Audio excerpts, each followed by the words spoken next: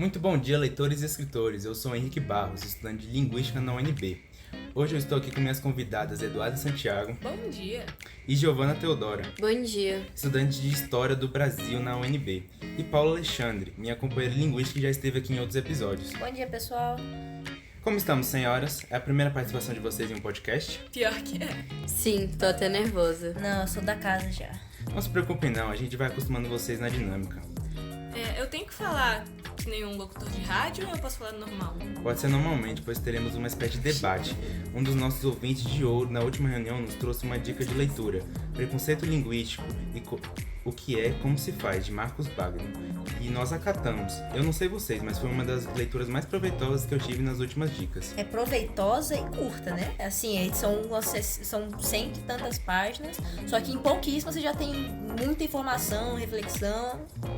E uma das coisas mais interessantes do livro, pra mim pelo menos, nessa primeira parte, foi essa organização dele em mitos. É muito comum na história se ter uma mitificação de origens e situações para alguns acontecimentos, que ou não tem explicação, ou a explicação não é congruente com a narrativa que se quer passar. Essa parte do mito, ela é muito simbólica. E, pessoalmente, o que eu mais gostei, assim, de pesquisar e ler sobre foi o número 5. Esse é dos maranhenses, né? É esse mesmo. Por mais que ele não seja muito longo, ele traz diversos ganchos que você pode acabar se aprofundando e buscar mais respostas. Para o pessoal de casa se encontrar, esse é o mito número 5. O lugar onde melhor se fala português no Brasil é o Maranhão, na página 43. Quando eu vi lá nos sumários, nas primeiras páginas, eu já comecei a estranhar, porque ele é o mais específico entre todos os que tem. Assim, é só o Maranhão.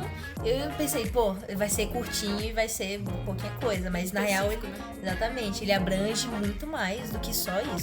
E faz sentido essa especificidade. Ele conta nesse capítulo que é um dito popular, que ele ouviu de muitas pessoas, inclusive intelectuais. Isso é por causa que eles usam o pronome correto, tu, que não é muito usado nas outras regiões do Brasil, né? Agora, pra tudo é você, ser ou ser, então tu carrega esse misticismo. Olha a ironia. Essa sensação vanguardista de um português culto. De culto mesmo, só tem ele no caso. Sim, até porque mesmo que a conjugação esteja certa, ainda tem outras incongruências na fala. O uso de um pronome reflexivo fora da norma ou uma colocação que desvia que é comum lá da região, como o uso de ti. E a Estação do Maranhão, por si só, já é interessante, né? De uns tempos pra cá, a gente viu, assim, é uma edição meio da internet mesmo, já tem colegas de podcast que faz só sobre isso, que é o dialeto do Maranhão, né? O maranhês. Porque a forma como se fala, ela é pesquisada, sim, por universidade, né? A Universidade Estadual do Tocantins mesmo já postou artigo, já começou a fazer dicionário de todas as gírias que tem lá. E essas especificidades de cada variação no Brasil levam essas características muito por causa de quem deu origem à comunidade, que costumavam ser vários povos. E não é só no Brasil, no caso, né, que isso aconteceu. O próprio português, ele foi construído a partir da junção de diversas línguas, né? Eu fui um tempo atrás na palestra de uma professora do Departamento de Línguas da UFJF, a Denise Weiss, e ela fala que o português ele foi influenciado por diversas línguas que inclusive eram consideradas bárbaras pelos estudiosos europeus. Então ele é meio que uma junção de tudo isso. E aí você já vê que já começa aí nos estudiosos uma concepção errônea, né, do que é língua culta e o que é bárbara. Porque é uma situação quase étnica mesmo, já que são povos diferentes falando línguas diferentes. Mas mesmo nesse caso a gente já vê que tem uma língua considerada mais errada e uma considerada mais certa. É uma visão que aparece assim em toda a história da língua portuguesa. Desde do fim da Guerra de Reconquista, o português ele já era essa coxa de retalho. Conglomerado, né? Esse conglomerado. E aí quando as palavras árabes, por exemplo, foram sendo adicionadas ali, foram começando a ser usadas no vocabulário da Península Ibérica, lá pelos portugueses, essas palavras já eram vistas meio com um olhar... É uma versão, né? É preconceito. Preconceituoso, uma aversão, assim, à utilização dessas palavras. Mas elas foram sendo incorporadas até que fosse impossível de dissociar do português. Na história do Maranhão, diversos povos dominaram a região e compuseram a população, desde a chegada dos portugueses, a invasão dos franceses e holandeses e a colonização açoriana, até a presença dos povos indígenas em toda a história de lá.